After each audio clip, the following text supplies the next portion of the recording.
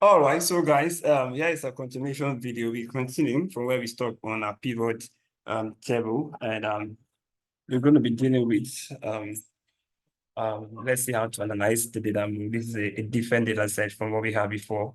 It's quite similar, but this one was simpler. This one is a bit more. It has more data sets than that. Okay, so now looking at this, we can tell that our table have store, category, date, sales, margin, city. All of this information is already there for us. So we can tell from the store here, we can tell all the stores that we have that they are actually 40 different stores. There are 40 different stores across different cities here. Vancouver. How many cities do we have? We can tell we have 3 cities here: Seoul, Tokyo, Vancouver. And we have 40 stores across all the states. And then these stores are divided into categories. We have 10 categories of stores here, as we can see, and then that. And then we have the dates, and then we have sales, and then we have the margin. All right, so let's now summarize this data with our pivot table like real quick. So what do we do? This is already a table. You know how we did that. I don't have to stretch that out again. So I set up my table here like so, and then summarize with pivot table. Pivot table is used for summary. And then existing worksheet like so, and then I'm going to go up like this, and I want to do my analysis from here, and then okay. All right, now, so I have my pivot table fields all out for me. I can see my store category and all that information. Let me see how to do some quick analysis. And of course, like I said before, when I select sales, since those ones have the numeric variables, it comes under the values. And then I'm going to be selecting my city. City here will fall under rows, like so. And then you can see already, we can tell that for Shio, we have some of sale estates. For Tokyo, we have some of sale. We can see that information already popping out. And then we have store. I'm going to be putting my store to be under cities, right? So now there are stores under the cities. So these stores are spread across those 3 cities. All right, so we can tell here. So we have for Shio, we have store 11, 12, 13, 14, 15 are all stores that are under the city Shio. And you can see the number of sum of sales for each of them is recorded for us there. Okay. How about let's look at the columns here. We're going to be using date as a column. Yes, we put date here as columns. Real quick, and then we can see oh, this is quite dynamic, this is quite beautiful. Now, what's this beautiful thing I'm seeing, which you can also see? Oh God. My recording shall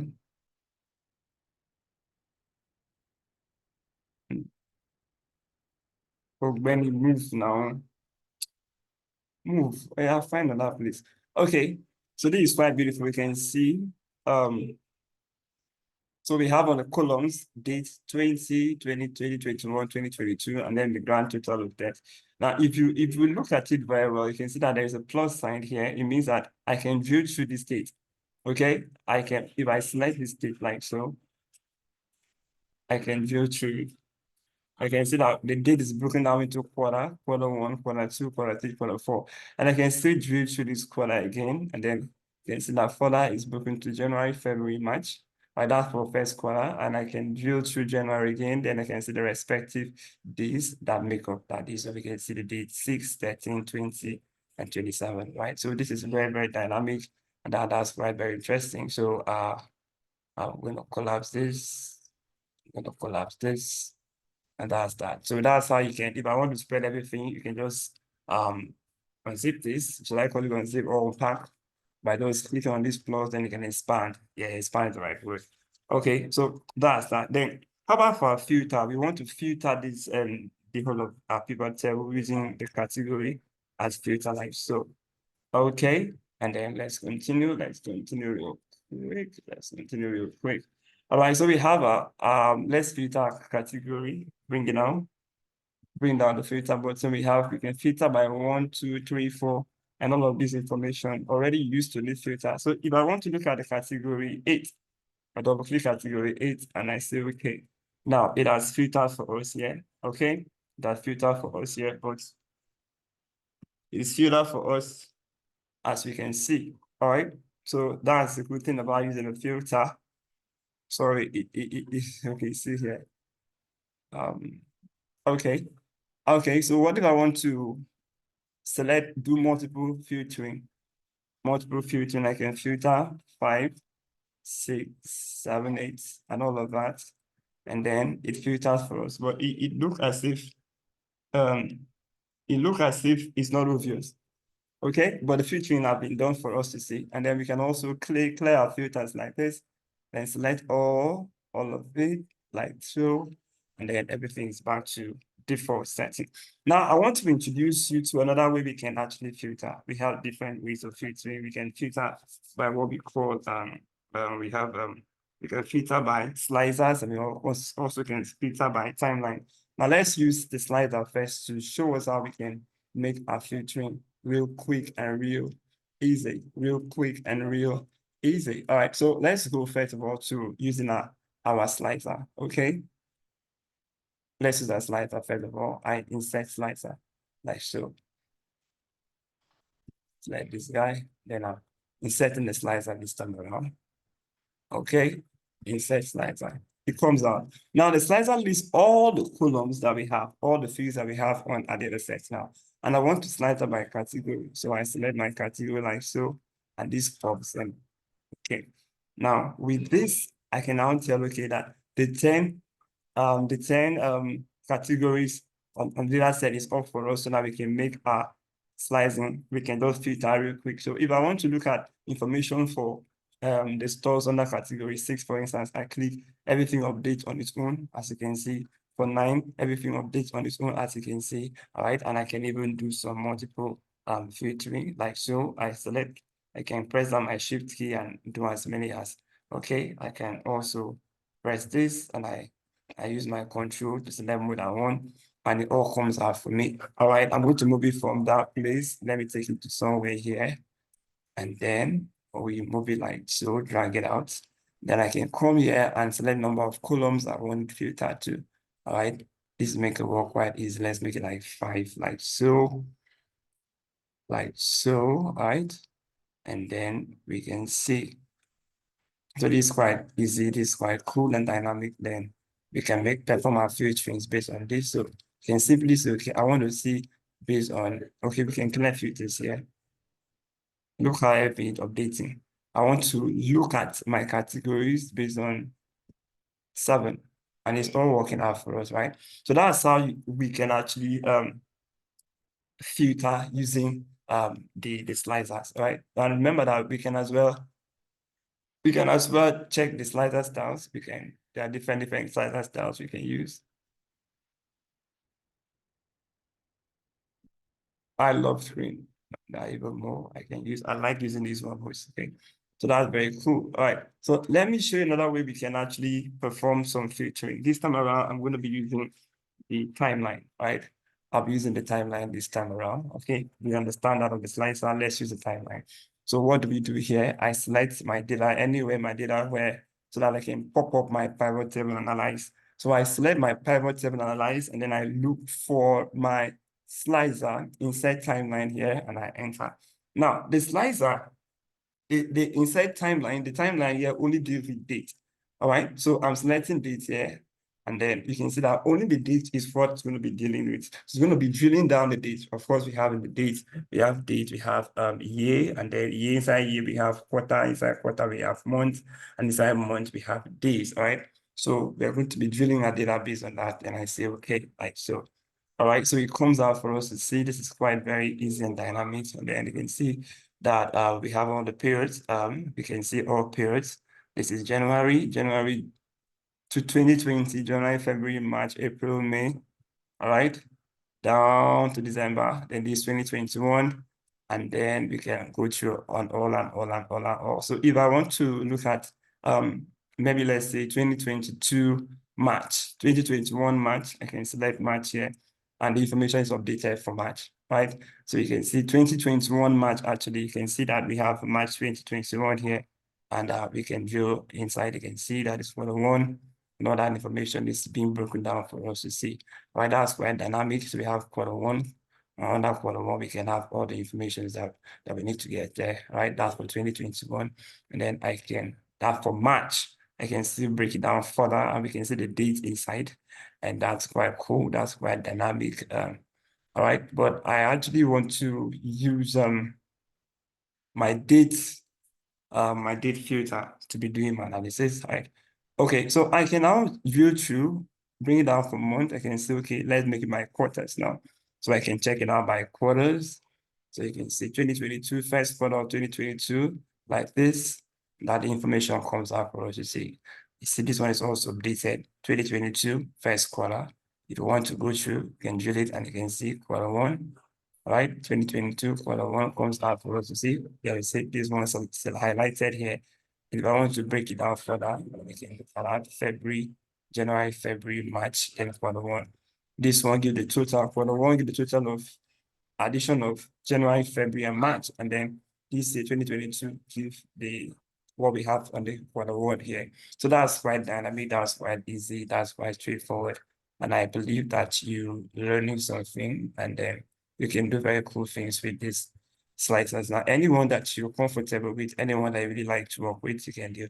So you know that you can as well drag everything here, this like ones, and all the information will still come out for us to still make whatever we want to make out of that. This is quite cool. This is quite dynamic. And like I said, you can use either the you can use what is it called? The slicer, or you can use the date. And the date is also the date is a kind of slicer that deals with just the date. All right. So it breaks down the date into quarters, into quarters, into months, into days, and then it can make information like. All right, selecting this, we can as well select, you can format it, give it a style that you want. I love green, yeah, and that's it. All right, so that's how you can apply filters to your information, and then everything comes out dandy, everything comes out real clean. All right, I hope you're learning something. And when I'm done, I can clear my filters like so, and it goes, and everything return back to normal. All right, I can also come here and remove my if I don't want this, I can still remove this. I don't want cancel this. I don't want filters. I don't want to manually use my filters, the category filters here. I remove it like so and it's gone. All right. Either ways, I can still use any of the filters. But I think that using this category and then with these filters is kind of cool for us. All right. All right. So real quick before we close on this chapter, let's see how to do some visualizations. Pivot chart, that's what we call pivot chart. Let's just do a little bit of pivot charting. All right, so coming back on this, I'm going to be removing all of this. I'll remove this. I'm going to be removing this. Yeah. Remove this. Remove this. Remove date, all of it. Remove city. Remove store. Remove some sales and all that. Now, what I'm going to be permitting now is under my sum of sales. I have sum of sales here. All right, you know where it's going to be. Then for my columns, I'm going to have city before in my columns here. I'm going to put it on our columns like so. And then I'm going to be having categories to be on my rows. Category be on my rows like that. All right, so these three is what we're going to be dealing with. Now we're going to be using this to make a little chart, all right? So with this selected, we can come down to pivot analyze here. And then what we're going to be doing is adding the pivot charts like so we selected. Then by default, we have the cluster column coming out for us to see. And then we have the line column, different kind of charts. The pie chart is here. And the bar chart is also there for us. So let's deal with this column chart and then see how that's going to look like so. And that's it. That is how we can insert this. Now, cool things already happening. And then we also have for us a filter, which we can see filter here.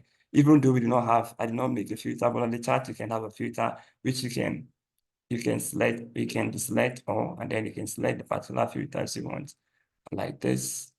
And the information is still updated for us to see, right? So these are very cool stuff we can do, and we can delete, we can select it all again. And then we have some of sales and all that information comes out for us. All right, and then For the city, we have it already there. So we can also filter by city, select the ones that you want, and then the information comes out for us to see.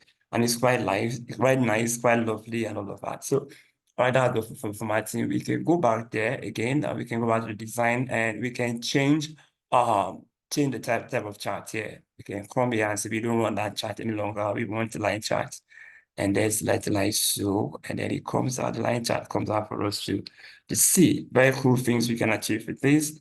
If I bring in the chart element, I can put data labels. If I want my data labels to be, you can see, I move it. If I want data table, you can see, I can move it. Also, if I want to put in my chart title, whatever I want to give it a start title, select this, it can also come out for us. So very cool thing, very incredible things we can achieve with this. So this is just a simple way we can apply chart using the pivot chart.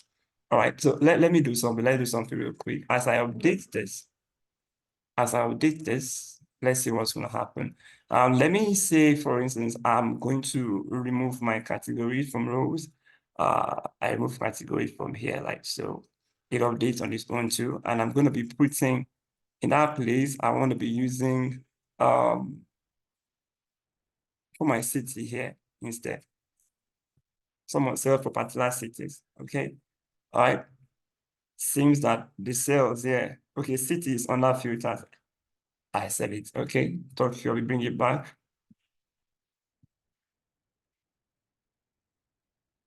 Okay. And then we have this. Such information will be sweeter if I use a pie chart. So let's see how to change that. I'm going to go to where we have the design, and then we select change type, chart type to pie chart, and then we can see our pie chart is all for us. And then we select it, and then voila. Wow, that's quite cool. That's quite incredible. There's some stuff I can still do here. That different format, I can see select form. Maybe I want this, for instance, and like so, it's a give me different chart styles. Anyone that is fitting, but otherwise I'll still leave it like default like this. And then the whole information, if I want to deal with this, I don't want the labels, I can take them out. And then I don't want the legend, I can take them out, whatever. However you want to do it, you can perform whatever visualization you want to perform with that. Cool stuff I can tell you. And then I can still come here and select for 2022 Q1. The information is updated for me. Q1, Q3, information is updated for me. All right, so maybe I should just show you my data labels there, so you can see the change is happening. Okay, real quick, real nice, real easy. Let's do for it for category 8. Real easy. All right, how about for category 7? Real easy. The information just keep updating on its own for us, and these are very quite cool things we can achieve with the pivot chart, and then pivot tables and all of that, the slicers and all. So these are very cool stuff we can do. There's another thing I want to show us. I don't know, I'm kind of like timing myself. Something I want to show us real quick. I've been working a lot on this, and my system is even slowing down. Oh God, bear with me.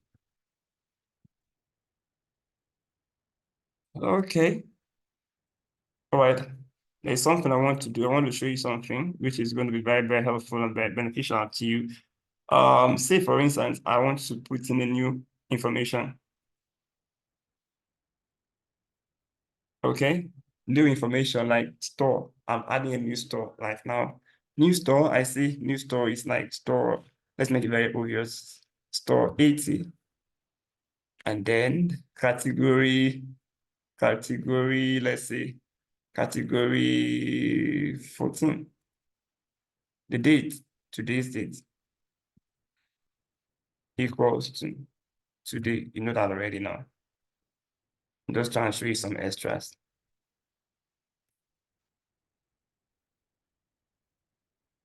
Then for the sales, let's say 40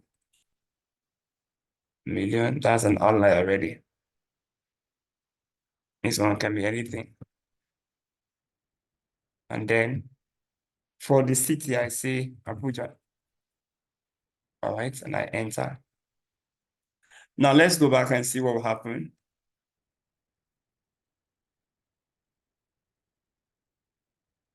So looking at our sum of sales now, we can tell that we can see here that the different cities are being mentioned, but Abuja was not there. Abuja is a key point we're dealing with here because Abuja is not reflected here. All right, sum of sales, legend. We don't have Abuja. So what do we do in this situation now? When you're adding new information, what you want to do is to simply go to your data like so, and then you do refresh. Refresh like this, and then you refresh all.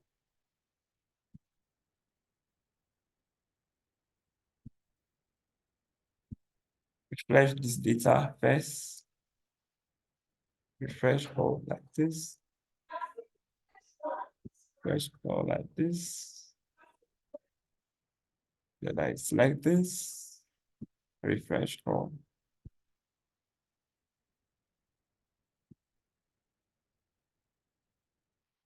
Boy, it should be refreshing everything here. Oh.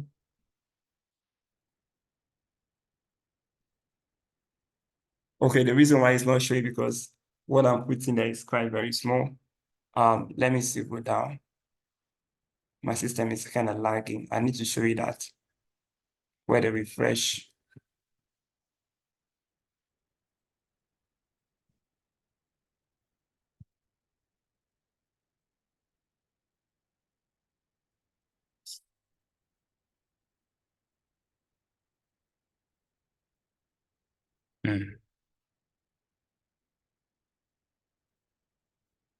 Okay, go back. It should be refreshing everything.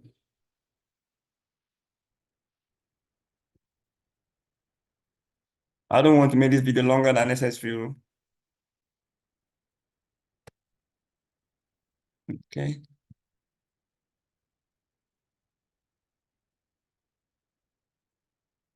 My city out there. Put my city back.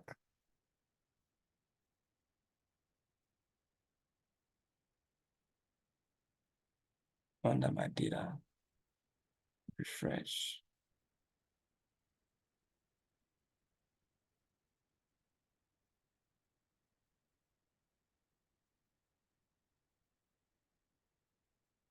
Guys, you get the idea. I don't know. I don't want to make this video too long, but this should just refresh automatically. I wonder why it's not refreshing now.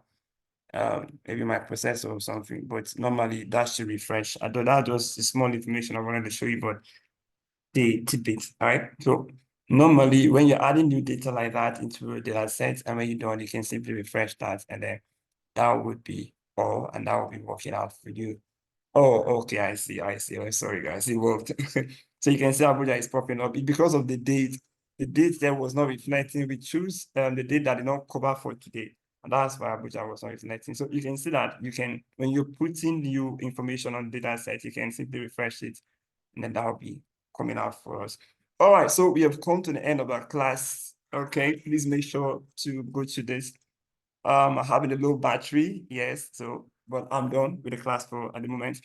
So make sure you go through it over and over again and practice, please, I beg of you. And then if you have any question, do well to check it out, let me know. And then if you have any other stuff with you, make sure you continue, go through again, go through again, go through again. I'm done. Bye-bye.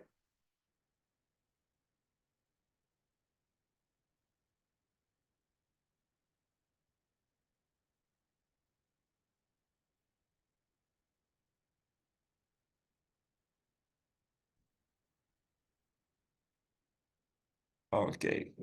And